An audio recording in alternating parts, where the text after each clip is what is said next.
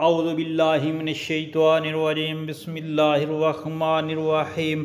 अस्सलामु अलैकुम प्यारे बहन भाइयों।